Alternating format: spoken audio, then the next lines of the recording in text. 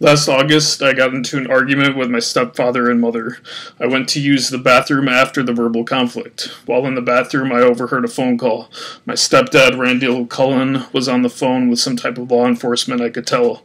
He was saying I was dangerous and needed help immediately. My mom, meanwhile, was busy playing weird music I'd never heard there before and talking about getting me in trouble soon. I had a weird feeling while in the bathroom that day as well. I felt like police would show up at any moment and arrest me.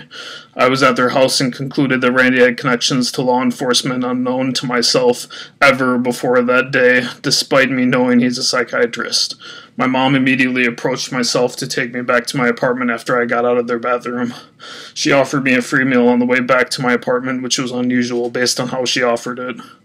When I got back to my apartment, things seemed normal. I made some food and tried to rest. Suddenly, I heard people talking from above my apartment. My place is on the top floor out of 8 stories. For people to be talking on the roof doesn't make sense to me, but their voices, or didn't make sense to me at the time, but their voices were originating from that direction. They were claiming to be law enforcement at first, FBI included, as time went on, and their threats carried on. They began threatening to rape and kill myself and my family and eat all of us, including me. Many references to cannibalism on their part were made as well, which I just covered. I realized then I was being stalked for the first time in my life. My stepfather, Randall Cullen, had either called some very bad friends he knew or hired people to stalk me.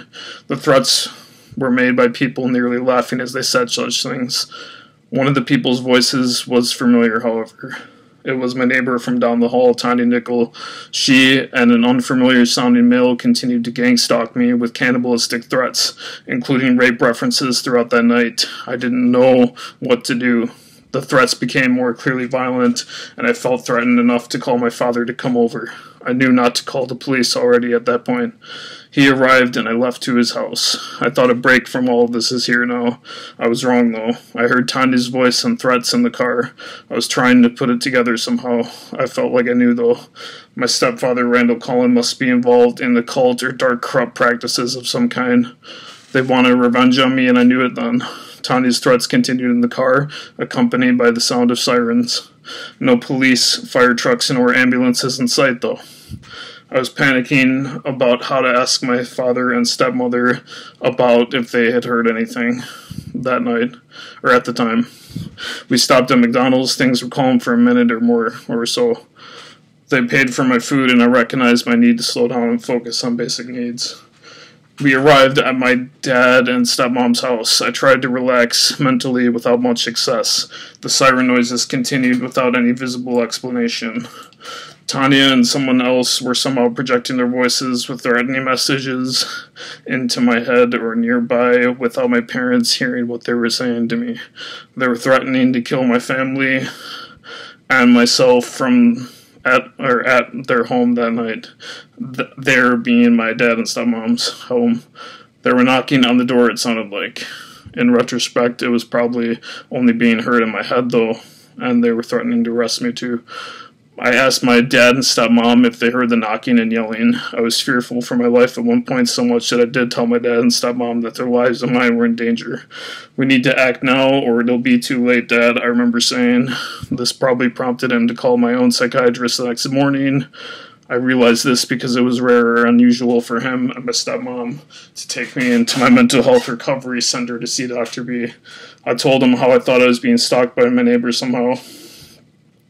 I did think she had been outside my apartment during that night. In retrospect, they were projecting remotely. Dr. B expressed concern for my mental health and suggested I take it easy that morning and from there on. I should note how he said it suspiciously and shared that Randy and Dr. B know each other somehow, and probably more than I'll ever know. They were both complicit in my stalking since last August, and now it's May 3rd, 2019, and I'm still being stalked, although very less much so. The gang stalking in my apartment continued. I lost weight. I lost my ability to focus on whatever I was doing at the time. Tanya and a different male voice were soon bothering me, including shining lights through my peephole. Lights or lasers. At one point they were shining blue lasers into my apartment somehow, possibly directed energy weapons. As I was writing this, as I'm writing this, I'm still being stalked, and it's in my apartment in Madison, Wisconsin. My stalkers give me the impression that they will never stop. At least that's what they want me to think. Soon, okay. So the stalking continued from that day. After meeting with Dr. B, I lost weight and mental stability. They were naming family members related to me without me understanding how they knew them.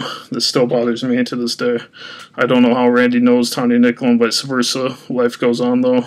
I'm writing this to spread awareness against gang stalking and to save my life possibly from further harassment and mind control.